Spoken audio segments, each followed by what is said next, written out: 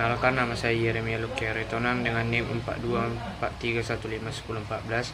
Di sini saya akan membacakan atau menjelaskan pengertian tentang atau dari materi. Pengertian materi. Materi adalah segala sesuatu yang menempati ruang dan mempunyai massa. Semua benda yang kita temui tersusun dari materi. Makin besar suatu benda, makin banyak materinya, dan sebaliknya. Massa adalah jumlah zat atau materi yang terkandung dalam suatu benda. Suatu materi apapun bentuknya ada 3 wujud, yaitu padat, cair, dan gas. Pengertian campuran homogen dan campuran heterogen. Materi dapat digolongkan menjadi 2 jenis, yaitu homogen dan heterogen. Pengertian campuran homogen atau campuran homogen adalah zat campuran yang zat penyusunnya tersusun atau tercampur dengan sempurna. Pada jenis campuran ini, zat penyusunnya merupakan zat tunggal yang tidak dapat dilihat secara fisik dan dibedakan. Hal ini karena adanya peleburan antara zat penyusun yang mengakibatkan mata tidak bisa membedakan dengan pasti. Berikut adalah beberapa contoh campuran homogen dalam kehidupan sehari-hari. Misalnya, udara yang dihirup manusia saat melakukan proses penarikan pernapasan mengandung beberapa gas seperti oksigen, nitrogen, karbon dioksida, dan uap air dalam keadaan dingin. Yang kedua, yaitu pengertian campuran heterogen. Campuran heterogen adalah zat campuran yang zat penyusunnya tersusun atau tercampur secara tidak sempurna.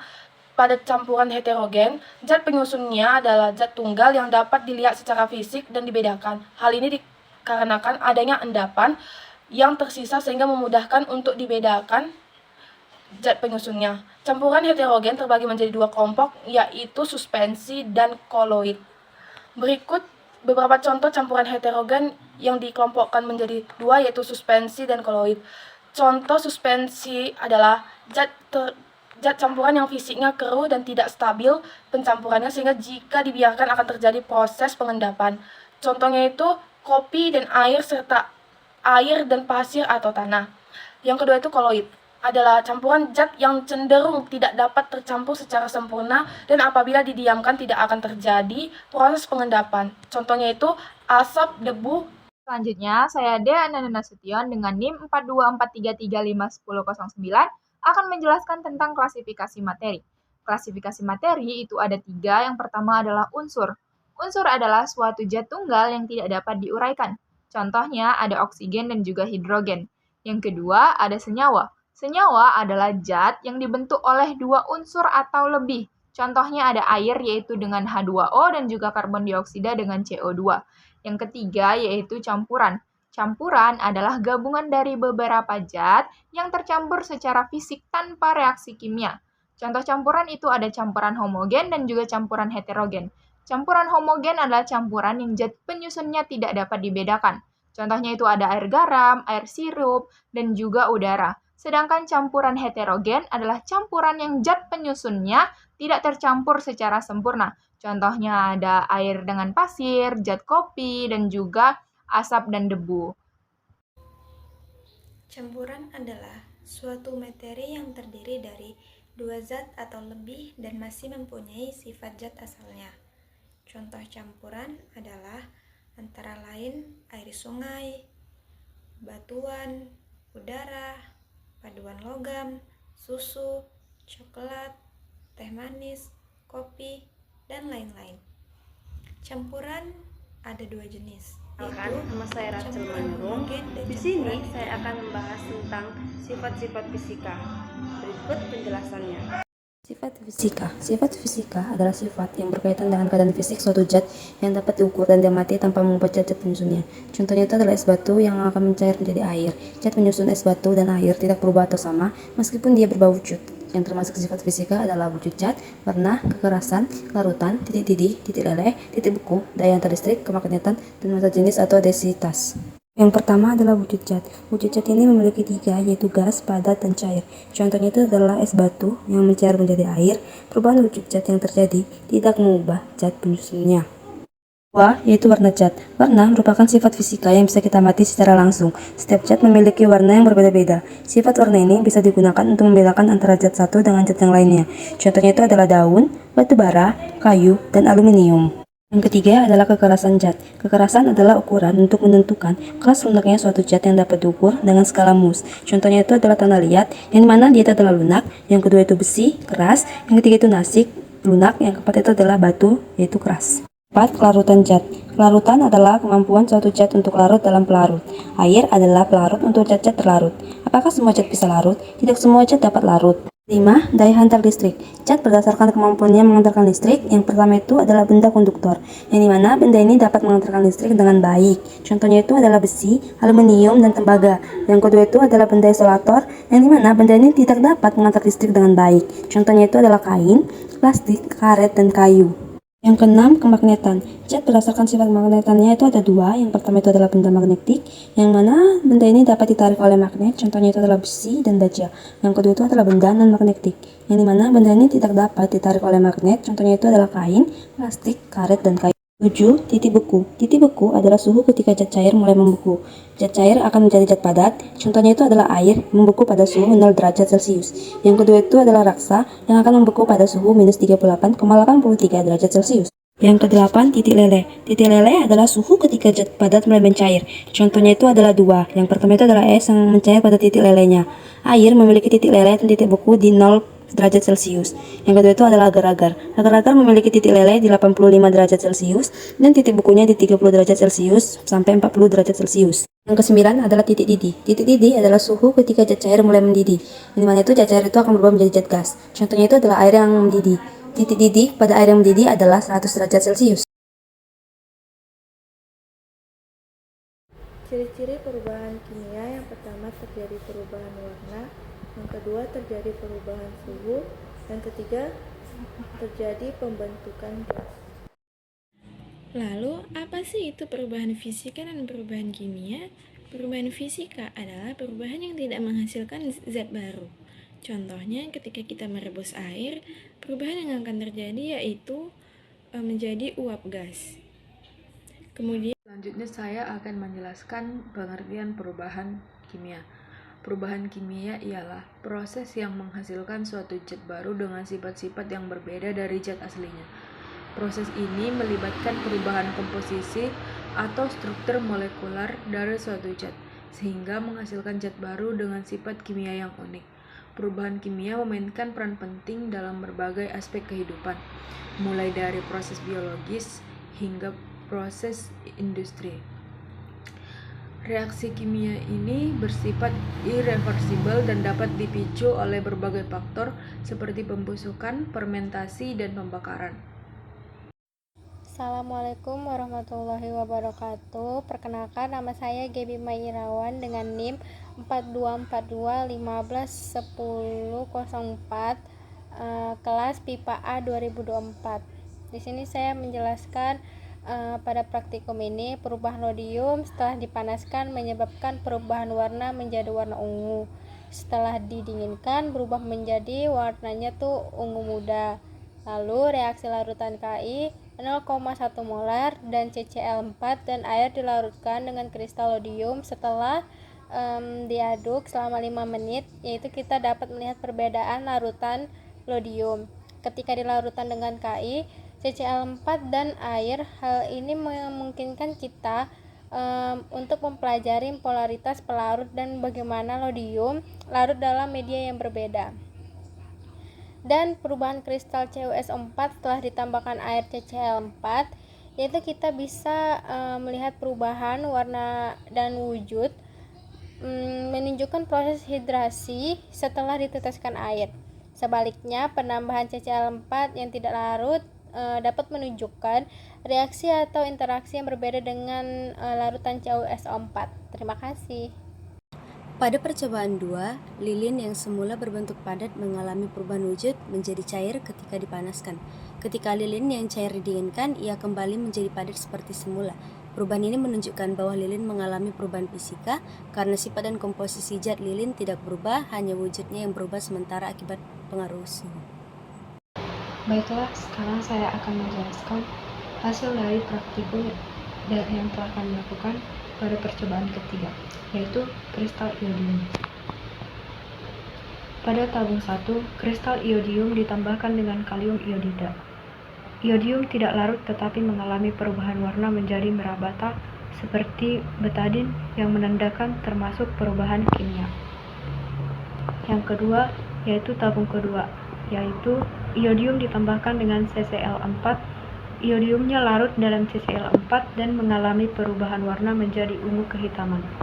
Yang ketiga, tabung 3, yaitu iodium ditambah air mengalami perubahan warna menjadi kuning, artinya termasuk perubahan kimia. Halo semuanya, perkenalkan nama saya Vivi Cynthia Laudia Utagaol. Di sini saya ingin menjelaskan tentang apa yang terjadi jika tabung magnesium dipanaskan dan apa yang terjadi jika tabung magnesium ditambah HCl dipanaskan. Apakah akan terjadi perubahan? Berikut adalah videonya. Jika tabung magnesium dipanaskan, tidak akan terjadi perubahan warna, tetapi terjadi perubahan bentuk. Yang jadi padat, dia menjadi meleleh.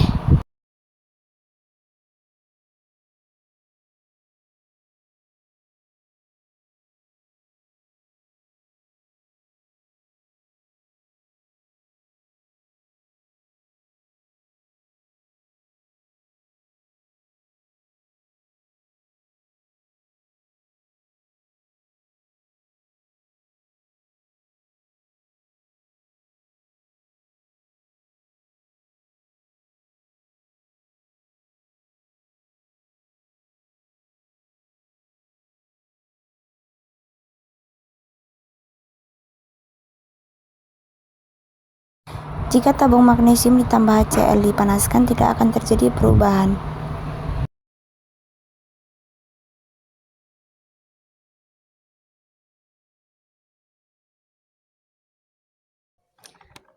Pada percobaan kelima, yaitu kristal CuSO4. Nah, kristal CuSO4 ini pada tabung pertama itu dicampur dengan air. Nah, dipanaskan lalu mengalami perubahan warna dari warna biru menjadi putih.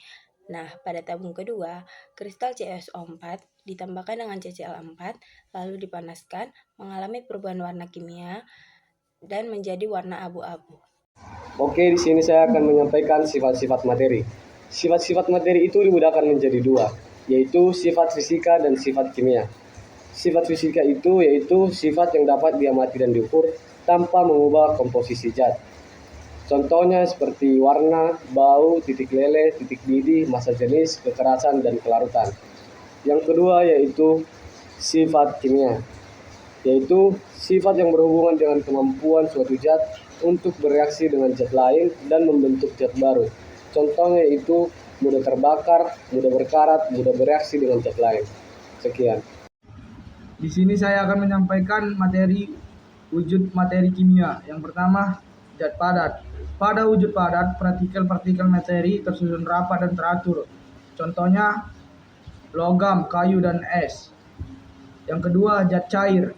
Pada wujud cair, partikel materi masih cukup rapat, tetapi dapat bergerak lebih bebas dibandingkan pada zat padat. Contohnya, air, minyak, dan alkohol. Yang ketiga, zat gas. Pada wujud gas, partikel-partikel materi terpisah sangat jauh dan bergerak bebas. Contohnya, udara, oksigen, dan karbon dioksida. Halo, perkenalkan nama saya Dindi Loija Pangaribuan dengan NIM 4243151022 dari kelas BIPA 24A. Di sini saya akan menjelaskan materi tentang contoh perubahan kimia dan contoh perubahan fisika. Contoh perubahan kimia. 1. Pembakaran kayu. Pembakaran kayu adalah salah satu contoh perubahan kimia yang sering terjadi di alam maupun dalam aktivitas manusia. Proses ini terjadi ketika kayu atau C6H12O6 bereaksi dengan oksigen atau O2 dalam udara, menghasilkan panas, air, dan karbon dioksida. Persamaan reaksinya adalah C6H12O6 tambah 6O2 menghasilkan 6CO2 tambah 6H2O tambah panas. Selama pembakaran terjadi, perubahan warna dari coklat kayu menjadi abu. Gas CO2 yang dihasilkan tidak dapat dikembalikan menjadi kayu, serta terjadi pelepasan panas yang mempercepat proses pembakaran. 2. Fermentasi susu menjadi yogurt. Fermentasi susu menjadi yogurt merupakan salah satu biokimia yang terjadi berkat aksi bakteri Lactobacillus. Proses ini terjadi ketika bakteri tersebut mengubah laktosa atau gula susu dalam susu menjadi asam laktat. Persamaan reaksinya adalah laktosa C12H22O11 menjadi asam laktat C3H6O3. Selama fermentasi terjadi perubahan rasa susu dan dari manis menjadi asam, serta tekstur susu yang menjadi lebih kental. Aroma khas yogurt juga terbentuk selama proses fermentasi berlangsung. Fermentasi susu menjadi yogurt tidak hanya meningkatkan nilai gizi produk susu, tetapi juga menghasilkan produk yang memiliki rasa dan tekstur yang unik. 3. Perkaratan besi. Perkaratan besi adalah contoh perubahan kimia yang umum terjadi pada logam besi atau Fe, terjadi ketika terpapar dengan oksigen atau O2 dan air atau H2O. Proses ini menghasilkan pembentukan karat F2O3 kali H2O. Persamaan reaksinya adalah 4Fe tambah 3O2 tambah XH2O menjadi 2Fe2O3 kali H2O.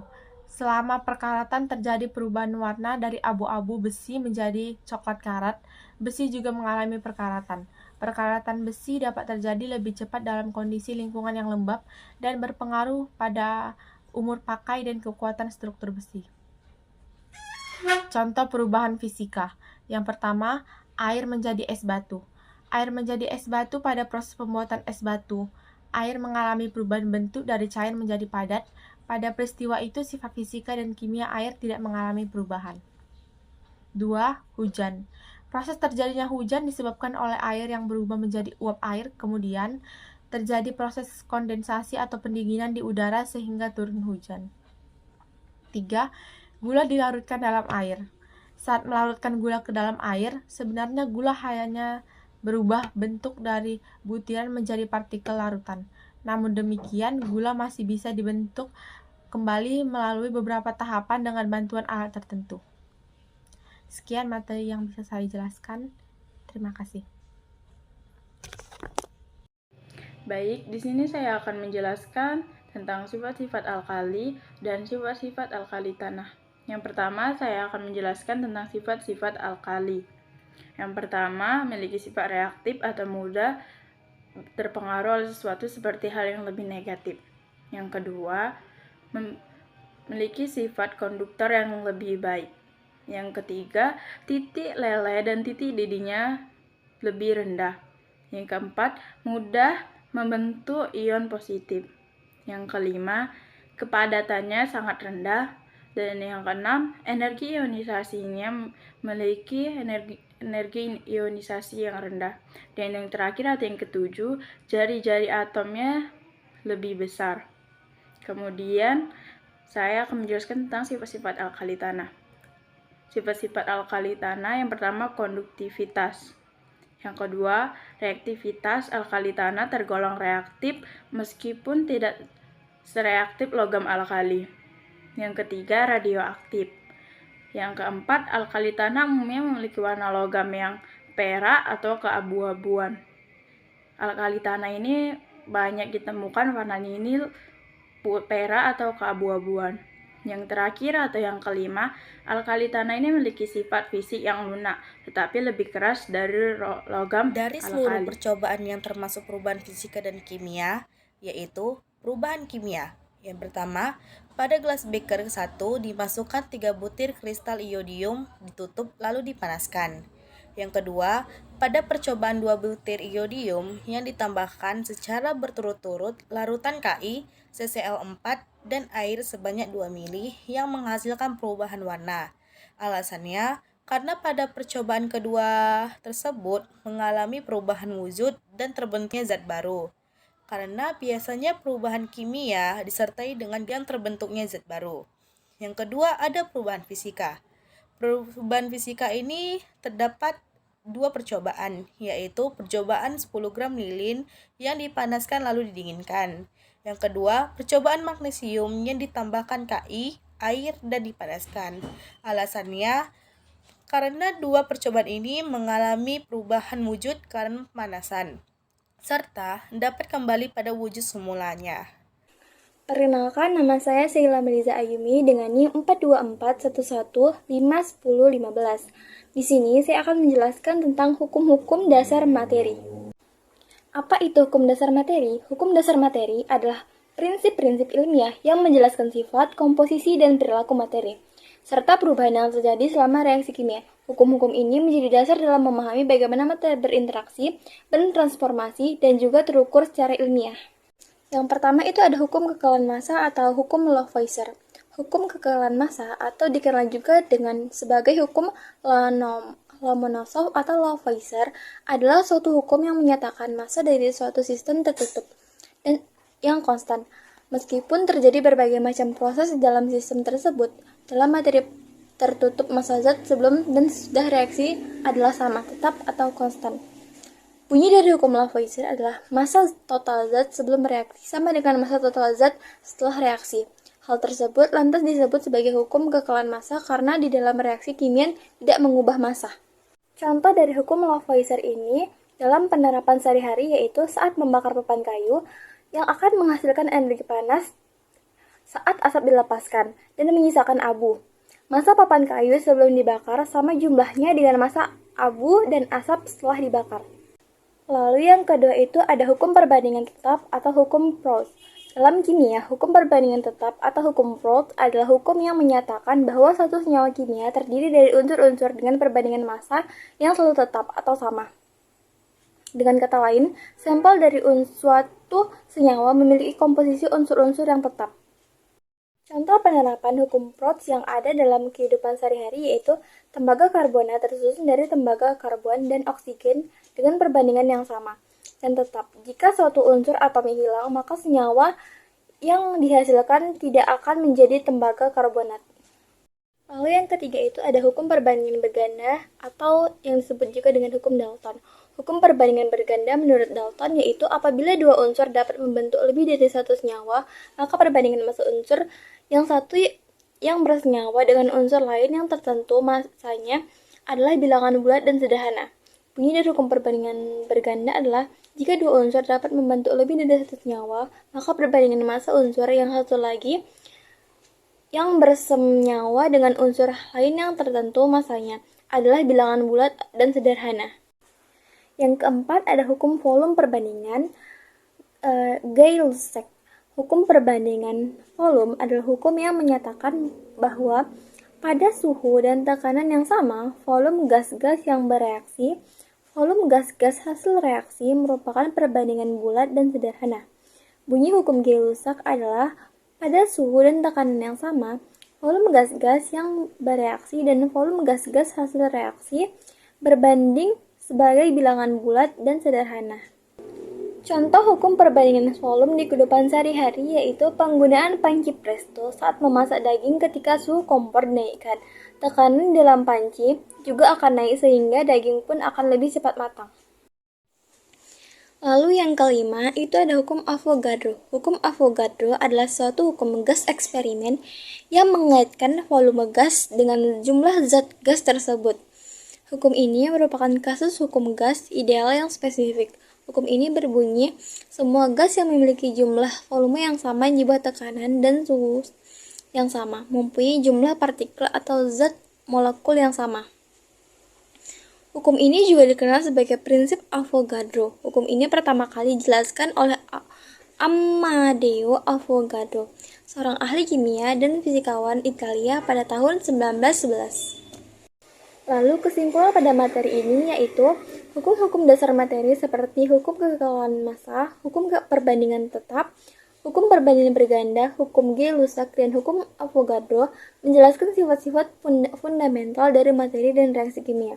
Secara keseluruhan, hukum-hukum ini menunjukkan bahwa massa dan komposisi zat dalam reaksi kimia selalu tetap dan mengikuti perbandingan tertentu, serta bahwa jumlah partikel gas sebanding dengan volume pada kondisi yang sama.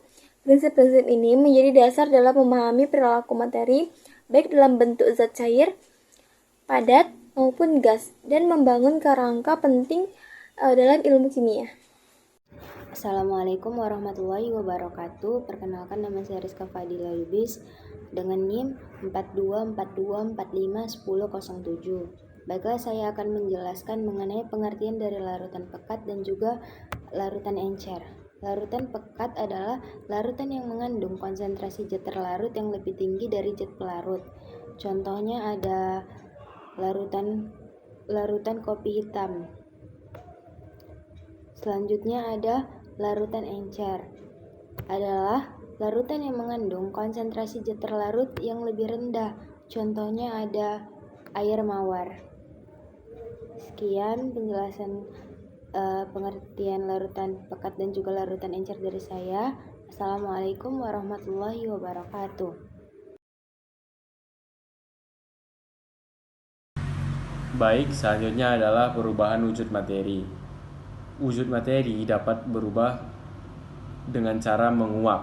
Nah, di menguap ini perubahan wujud dari cair menjadi gas. Selanjutnya mengembun, perubahan wujud dari gas menjadi cair. Mencair, perubahan wujud dari padat menjadi cair.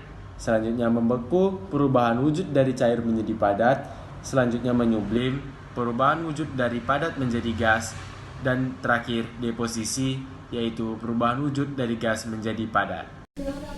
Pada percobaan yang telah dilakukan, termasuk ke dalam golongan unsur adalah iodium dan magnesium.